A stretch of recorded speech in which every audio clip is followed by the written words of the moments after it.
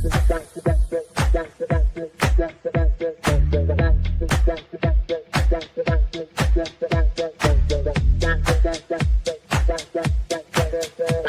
Connections Radio presents Ethics Realty is a full-service real estate agency that provides a service for finding the ideal property for residential, commercial, and investor-centered clients. Whether you're a first-time buyer or a seasoned buyer or investor, they provide service to all and listen to understand your goals and needs. For more information about their wealth and investment-centered services, call 702-518-1606 or visit their website, ethicsrealty.net. Hello, everyone. Welcome to Evelyn's Roundtable. This podcast highlights a host of relevant topics. Our conversations share voices of women of color, Black women veterans and veterans, allies, candidates, and elected officials, entrepreneurs, teachers, students, and others. We also explore important issues and challenges such as grassroots leadership, job training, homelessness, and mental health advocacy, accountability, male inclusion, and civics. Our mission statement is to empower all women. Do you hear me? All women to hold hands as we rise. Well, hello there. How you doing? Man, y'all, this is going to be such a great segment tonight. We have Bob Olson on here, who is a veteran, but is very much a support in the community for veteran civics, advocacy.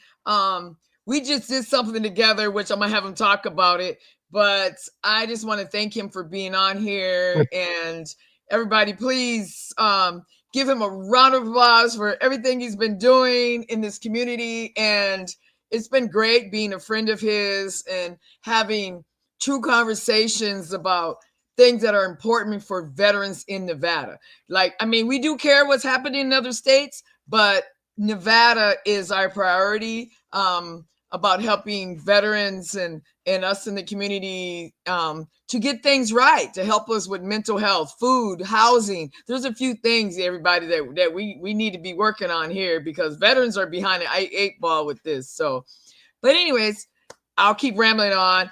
But Bob, can you please introduce yourself? Hi, I'm Bob Olson, and I am a veteran. I did 20 some years in the military, U.S. Air Force. Then I got out and went to Bible college. Got a degree in theology, have a degree in history as well.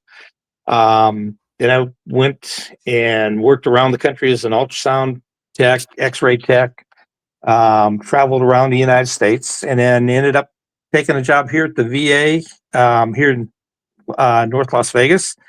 Spent 5.5 years there, and then in the process, I ended up retiring from there and went to work for the AFGE, American Federation of Government Employees, and I was a chief steward there, and finally retired from there. But I'm also still very active in the union.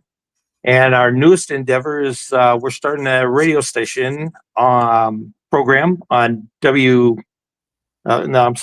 get it right.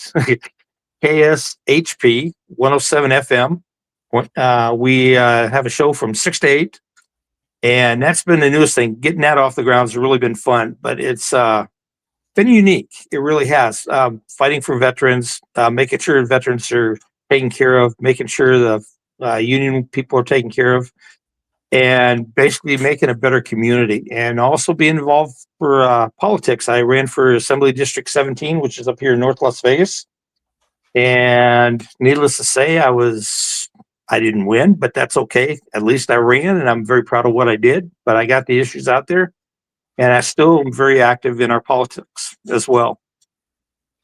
Wow, you hit on a few things. So we go first of all, I want to hit on the VA because I didn't know that you worked for the VA. So can you tell us a little bit about what that was about and what you did? Well, I was working on the Indian reservation up in Pine Ridge in South Dakota at the time. And their job opening came open for an ultrasound tech. And I said, okay. That's fine. After about a year or so with the Indian res, it's a little different. You find out just where everybody sits on the pecking order in the government. And honestly, you have the DOD, then you have the VA, and then you have the Indian Health Organization, and they get the hand-me-downs from everybody else. So your equipment's not always great, but it was an experience and a half being up there on Pine Ridge, working with the Lakota Nation, and it's how that reservation is known is that is where the massacre of Wounded Knee happened. And then I took the job here in Las Vegas. And in fact, the first question the supervisor asked me was, what rank was I when I retired? And I thought that was an odd question. And so we basically started there. It's really giving back to the veterans. I felt that as being a service member, giving back to my fellow vets was a thing to do, and I was serving that way, and I served for 5.5 years, and I got involved because I saw some of the internal workings within a department that I didn't like, and I voiced an opinion and kind of got slapped down for it, but then found out about the union, and I joined it and became the steward for my shop, and that upset quite a few people because they had never had anybody do that. So in the process, I was working and pointing out some of the facts to them, and some of the things that we saw, we tried to correct. We did, once we started looking at the pay and the problems that we have with pay in the VA, and believe it or not, we got the X-ray techs in the department here a 69% pay increase. That took a lot of work. The nuclear med techs and the ultrasound techs were left out, so they didn't get anything, and that upset everybody. So I had to basically turn around and introduce another task and trying to get them a pay raise. And we did get pay raises for our nuclear med techs, and we did get a pay raise for our ultrasound techs as well. And then after that, I basically turned around and went full time on the union, working for all the people there. And that was when I first joined. There was about 1,200 members, and when I finally retired, we were pushing right at 2,500 to 3,000 members, which was quite a bit. That's big. That's huge. Yeah. And being a union person myself, I totally understand that. And a lot of people, why would you want to be union? And why you want to, and me doing Nevada Women in Trades right now and helping women get into unions, like, because there's benefits, everybody. There's the benefits that come up. But then all of that, not only that, the pension. Yeah. I mean, Social Security is not finna do it, right? You're gonna need something else to go with that. Well, through that, we've almost about 50% of the staff that's over at this VA here is ex-military. There was a push to hire ex-military, get them in, especially the medical people. But what we have found is that everybody, looks at the VA. For years, it was when they did budget slashes, the VA was the first one to get slashed. And it's really kind of funny because we suffered that way from every president. It didn't matter if you're Democrat or Republican, whatever president was in, when they needed to slash the budget, that's the first thing they looked at. So for veterans as a whole, when I say this, when I retired, 95% of the vets were men. And as we've gone through the years, we have now seen that ratio drop where it's, I may be off a little bit, but it's about, at one point it was 60-40. And I think it's more now, it's almost 50-50. But here's the question everybody asks: how do you tell female vet? Because you know how to tell a male vet because they all wear a hat. And let me see if I got mine. Mine's not even around. Yeah, it is. I got it laying over somewhere. But they always have a hat on, and it says, they're where they're campaign was, Vietnam, Korea, World War II, Desert Shield, Desert Storm, Iraqi freedom, But here's the funny thing. How do you tell female vet? Because they don't wear hats. Nope. Okay. And I watched this. But I don't. Well, here's the funny part. I've watched staff at this VA treat a veteran female as a dependent wife, and she's the vet. And now I think that's the biggest thing we've disrespected them. In fact, the medical care for women right now in the VA is about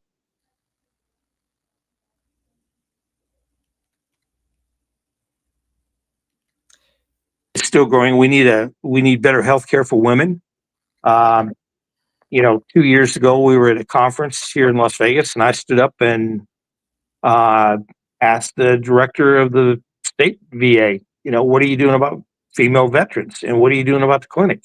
We still haven't got a facility out here that's full blown, Nope. for women. Nope. And the they excuse keep coming up with excuses, Bob. It's the grid. It's the electricity. It's this. There's all kinds of excuses. Well, that goes down to the guy that's in charge of the publicity out there. And he's a retired Air Force. He was at Nellis, and as I looked around, I found out that him and the wing commander or the base commander, one of the commanders out there, either wing commander or base commander or the air warfare out there, he got into as a friend of mine would call, urinary Olympics with him, and ended up coming over to the VA. Well, here's the thing that really ticks me off about this VA. We had Veterans Day just passed, and they did nothing, but they were going to do it the next weekend, and we had rain. So basically, we went through and didn't honor our veterans at all this month at this VA facility. And that rests solely on the public affairs director up there, the staff up there, and they are the ones responsible. They should be doing things for veterans every month out there. Well, we don't see it being done because they don't think veterans are important. Oh yeah, we take care of our vets. Yeah, but it's just one of those things. There's horror stories sitting out there that I know of. We've got when our Secretary of the VA was asked on live TV on Fox News, why do we see such an increase? He said, well, that's President Biden and his PACS Act. In fact, Las Vegas, the Southern Nevada Medical Center out here, is the number one facility in the United States. It has the number one person running PACS. He is the expert, and he does it all by himself, and that's Matt Bowles out there. And our Secretary of VA mentioned him by particular. Now, a little hindsight into the story that a lot of people don't know. When he took over 2.5 years ago, they had a backlog of 177,000 vets waiting to get seen and treated, their paperwork and all that. In 2 years, he's got that taken care of. He has no backlog, but because of the internal leadership over there, they've kind of handcuffed him. They told him he can't go out and talk to vets because, and now they've got a new thing on there. It's really hilarious when you look at this. He has to fill out, if he's going out to do a talk, he has to fill out who they are and how much money or whatever. And it's a whole thing. It's something they've generated in there. It's not anything nationally, because he's got letters from national offices out of Washington, D.C. Go do what you got to do to get our people registered. Right. So, even our Secretary of VA has recognized him by name. And, this is the type of people we need. We don't need the people sitting there that kind of blow you off, and that's been the big thing for us right now, is fighting for that. There's some other things that have happened out there as well. Wow. And I still need to apply for the PACT Act. I still haven't did it, but I've been working and helping other people with their claims and stuff too, because that's a whole nother subject too, right? It is. backlog on VA claims. I mean, that's ridiculous. Well, it is because what we have seen, they've changed the system, and they have you have to, everything's online now, so you have to go in and put all the documentation in. It gets in, and then what it does, it goes to a computer, and the algorithm that they have will look for certain words, and then once it gets those words, it prints out a paragraph, and then they're set over there, and then it's sent to a human to look at. And what they do, if it passes that, then they sit down, they start looking through, and then they talk about, okay, you got 15% for hearing loss, you got 50% for sleep apnea, things like that. Right. And so, they don't see it until after the computers figure it out. But the problem that you got, the VA says, yeah, we did 1.5 million. We processed 1.5 million claims. Okay, that's fine. But how many are waiting? And then if you don't pass that computer algorithm, your claim sits there. And that's the scary part, because I've got friends that were going through this. We got a couple guys that we got one guy in the X-ray department. He's got a 90% disability. The other guy has an 80%. And we just recently did a gentleman that he's got a traumatic brain injury and he's 100%. And, unless a vet knows how to work that system, it's very confusing and very hard. Yes. And, to me, I think, our vet hospital here can do more for our vets, help them in a process. We used to have town halls. I haven't seen a town hall in months, Oh, I haven't, no. I haven't seen one either. And you had mentioned something we had done. Well, here's the thing. I was a little ticked with how the VA handled Veterans Day, because to me, you got to honor our vets. There are veterans out there that gave the ultimate price, and we know that because we got the cemeteries. We can see that. Right. But we have veterans sit there that have served this country honorably, and we need to recognize them. But they didn't do anything. And then all of a sudden, just before Thanksgiving, they have a gentleman that's running for Congress, Bobby Kahn, and he called another person, and they called me and said, "Hey, do you know any place we can get rid of 100 turkeys?" And I'm like, "When do you need to get rid of them?" "Right now." And I said, "Give me about 15 minutes, and I will get back with you." And the first person that called was Evelyn. Because she and it was 1 in the afternoon, everybody. I just want to let y'all know what time it was. Yeah. And I said, "Hey, I've got 100 turkeys. What can we do?" Because I know she, with her being the commander of the VFW and her connections through the veterans organizations and through the community as well, it's always good to be networking so you can help. Well, we ended up giving the Veterans Community Center here in North Las Vegas, I think 20 or 25 turkeys. Yeah. We gave DAV, how many? I don't remember how many we gave them. 20? 20 turkeys to them. Yeah. And then we went down to over the Fisher House. I gave 10 of those away over there.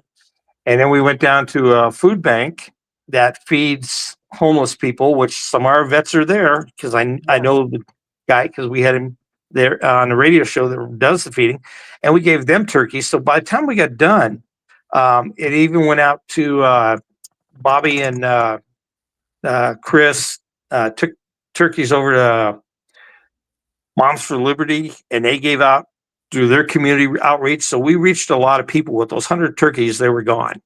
And Dave Flippo fed homeless people in a park, Thanksgiving dinner. So, we as vets, all of us get together, and we know we serve our community, we serve our country, we serve our fellow man, and that there wasn't any hesitation by anybody. Okay, how do we do this? And we did that. I mean, that's the unique thing. Isn't that something? I mean, that's so beautiful, right? And I want to just thank you in your phone is flipping all over or whatever you Yeah, I know. and but I wanted to tell you again, thank you for thinking about me though. I mean, it was I was like, wow. After you did, I was like, wait a minute, he thought about me. And, oh yeah, and I'm the commander of American Legion Post, but that's okay. But Yeah, okay, but, American Legion, yeah. yeah, but for you to think about me and to know that, hey, I can call Evelyn because I know she's gonna try to help me figure it out. And Yeah. that's exactly what happened, right? Yeah, it was great. It really was, because that was one of the unique things is when you can pick up a phone and say, "Hey, I got 100 turkeys. How do I get them out?" And I think Bobby gave them to there's a veterans. I don't remember what it was. It's another organization was up that serves vets, and he gave turkeys out there. So we made sure our vets got taken care of. Oh yeah. And that's a unique thing when you can do that, and that's why you see people that are real that do this. And you don't expect any thanks and everything, but I think one of the things too is when you see a vet, and this is I've been struggling with this, and I really have. Yeah, I people tell you thank you for your service. Well, unfortunately for me, there was never a doubt what I was going to do. I grew up in a military family. My family, I've got pictures, and we've traced our heraldry all the way back to the Revolutionary War. And I've got pictures of my relatives in the war between the states, Vietnam, World War II, Korea. And to me, there was never a doubt what I was going to do. So when people tell me that, I sit there and think, how do I answer that?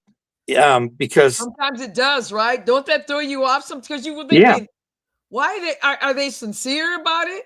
yeah. And all of yeah. But to me, it was and this is where I struggled was,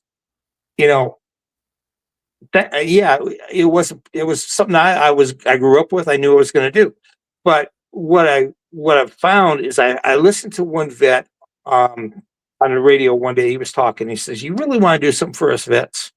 Why don't you pass legislation that helps a vet?" And I thought, you know what? That's Yes. exactly right. You want to help vets, then start pushing and pass legislation that helps vets. That's how you tell them Exactly. thank you. I hate saying this.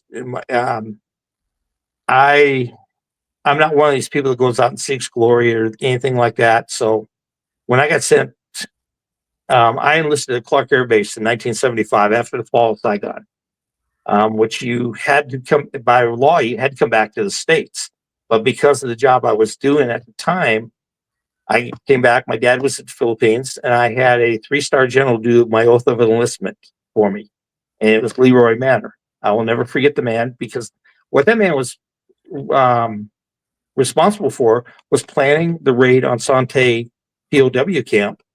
That we had American POWs there.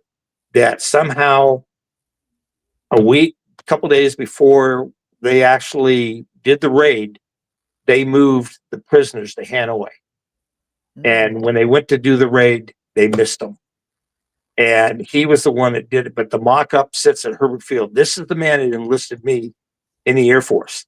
And a little secret to this, there's a section in that oath of enlistment that says, "I will obey the orders of officers appointed above me."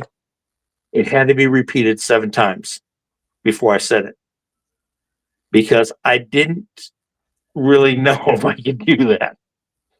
But I've learned, and it's been a unique experience. But I know one thing. When you talk to a vet, please listen to the story, because they can tell you some things. Yeah. They've all got a story. I love sitting down talking to World War II vets. Right now, I'm working with a group in Pearl Harbor on the Arizona. With Daniel Martinez, I got involved with that because of where I grew up in the Far East. I'm working now with Filipino scouts, and there's some legislation that's been introduced into Congress that any of the scouts that have died that was served with the United States Army and as Filipino scouts will be given U.S. citizenship. Don't know if that's happening. I'm working with the Invisible Enemy, and these are the guys out of Tonopah out there that got left out of the PACS Act, and they're fighting now. Yeah. We're trying to help them. I know I Yeah. talked to Dave a few times, and he asked, and I told him, go see this guy, and Tom Cotton from Arkansas. I told him to go see him, and he just talked to him. But he's been testifying before Congress, trying to get some stuff for the vets. So we stay very active with keeping the vets, and Yeah. especially here in Nevada. We need a critical long-term care center or a hospice there at the hospital, because we need to have built. Well, we can build one with $90 million, and that includes the price of the land, but the landlord's already there. So we can build it and be 250 bed, no less than 250 beds, and take care of our vets who have surgery that don't have anybody at home to take care of them. And we're Yeah, still, 'cause that's a big, because when I seen you at the VA, what was a few weeks ago, and we were doing the VA visits, Mhm. and we do that every first Tuesday of the month at 12:30 at the VA by the elevators right there. And that was one of the things that we hear a lot in there when we're doing the visits. They're saying, well, I don't know where I'm going to go at when I get out of here. I got to go to this care and I got to do that. And I'm like, Yeah. wow, and they don't know where, because they don't know where they can go, and I'm like, wow, this is a big problem right here. So I Yeah. agree with you, but I want to jump back to something that you said about women veterans, because you're right. I've been in situations myself where I was standing with the male veteran that had his hat on, and that person said, "Thank you for your service." And then I look at him and I said, and I even have my women Nevada, veterans of Yeah. Nevada on my shirt, and they don't even see that at all, but they see him. Yeah. But I'm like, hey, you don't see my shirt that says I'm a women veteran of Nevada, right? Then I Yeah. get oh, thank you for your service. Yeah. Wow. Yeah. And that's what really bothers me, because we need to recognize our female vets. And, we're so used to seeing the male vets, but the female vets are the ones we need to start recognizing. Yeah. Um, we've got some very unique women in Nevada that have served in the country, and they're served in the military. Now they serve in the state senate, state assembly. They serve as mayors. But you got to look.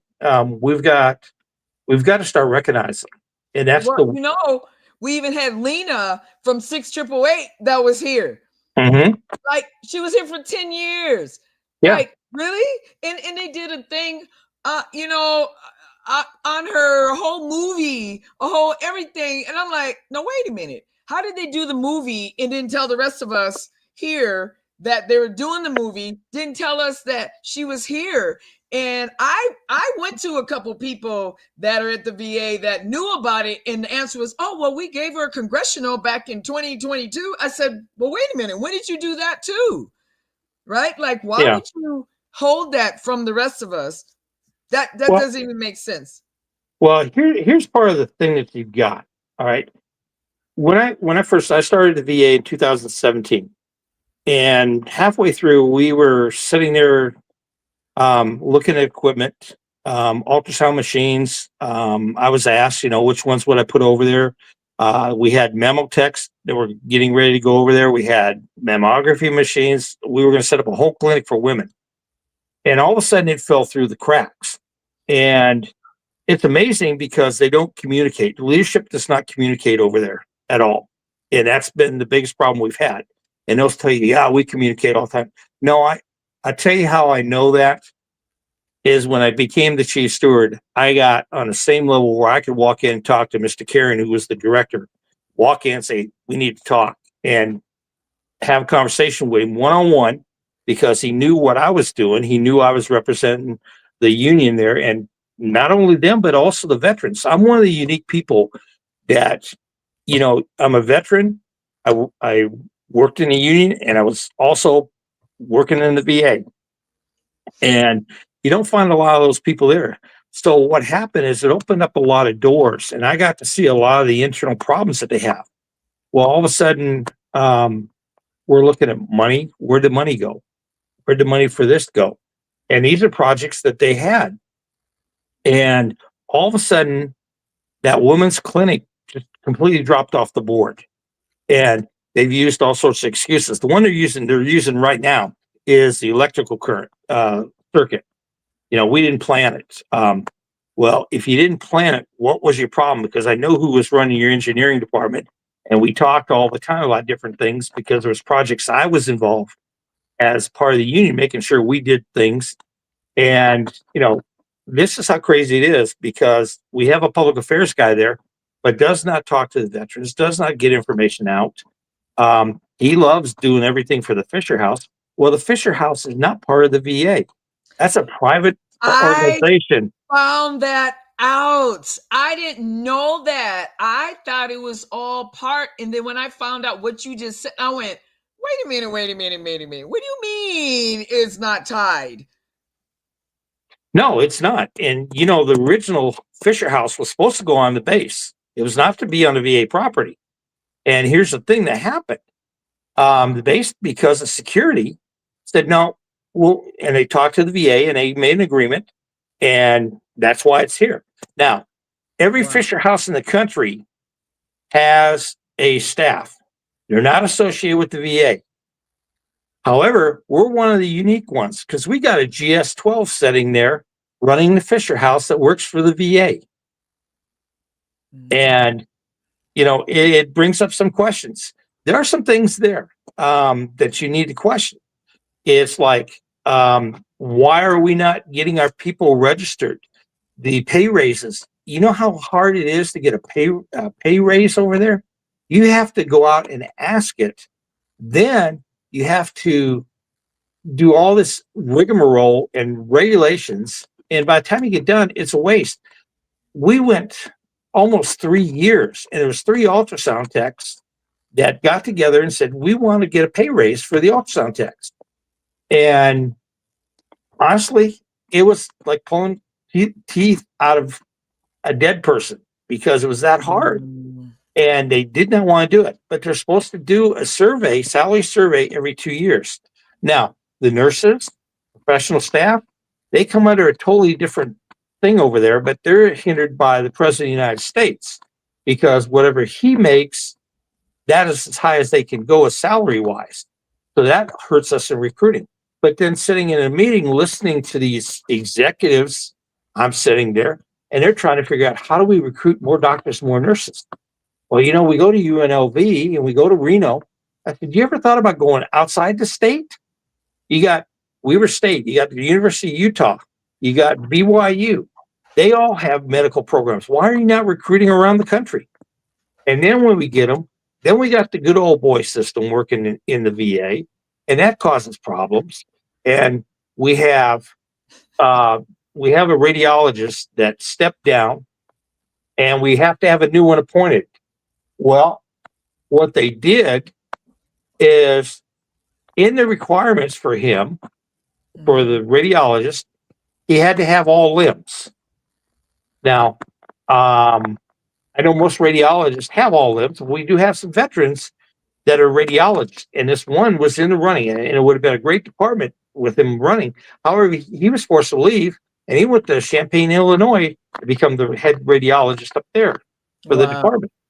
Wow. We run off surgeons. We've run off cardiac doctors. So there's a lot of things we need to do, but what we need to do, and honestly, we need to get rid of the mentality of the leadership we've got in the VA right now, because they all act like they're still running a clinic. It's a hospital, and we need to change that from the top down, all the way. Yeah.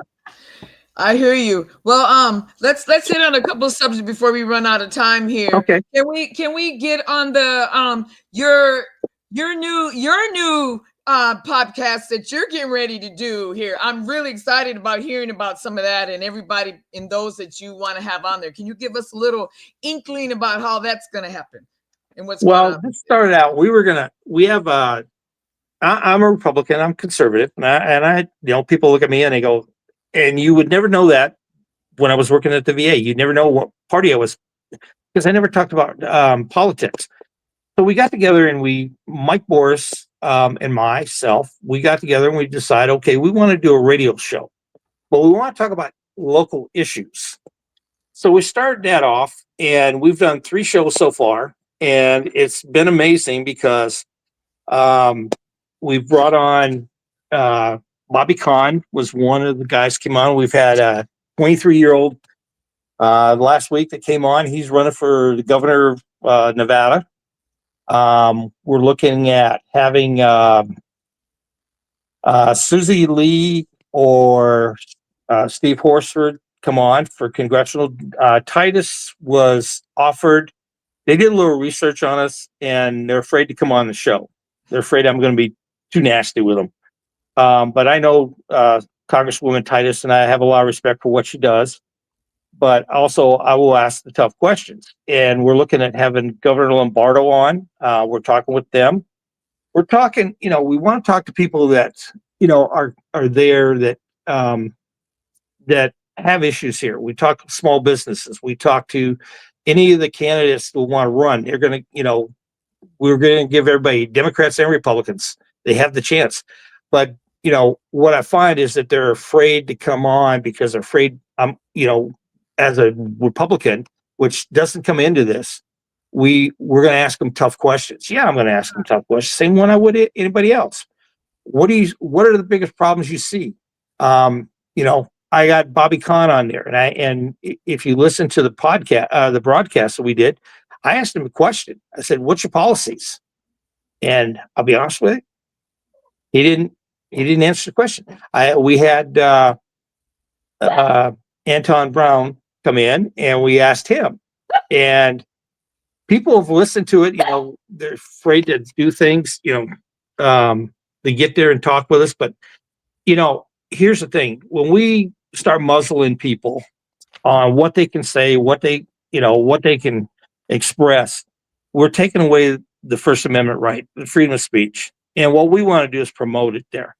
So we're going to have, and it doesn't matter if you're Democrat, Republican, Independent, but there are issues out there. Are we going to have, who's going to run? You got to get to know the candidates, the mayors, the assembly people, the people running for your county commissioners. We're going to talk to all of them. Every one of them can come on.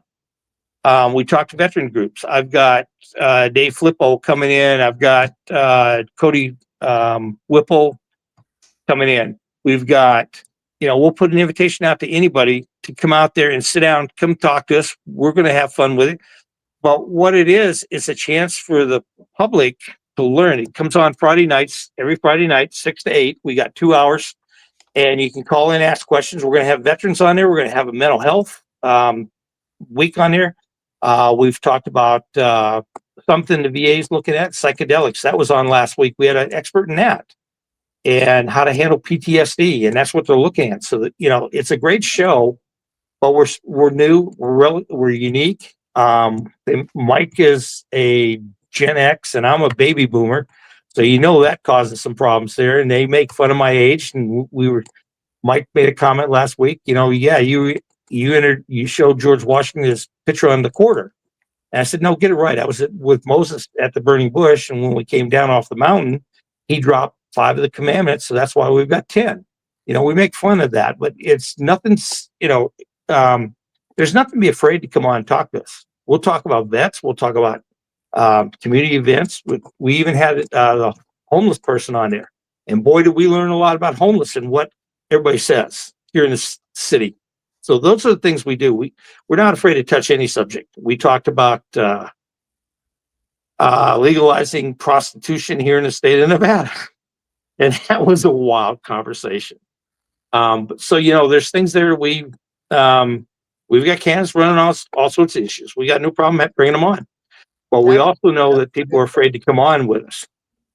No, it's good. It's good to because again, to talk about real issues, but talk about Nevada issues and the people issues, not just this side or that side or independent. Or this has nothing to do with anything. It's about policies and we the people and what are you going to do for us? Because I don't give a frack about you being a Democrat or Republican or independent. No. I want to know, what are you going to do for the people in Nevada and how to help us?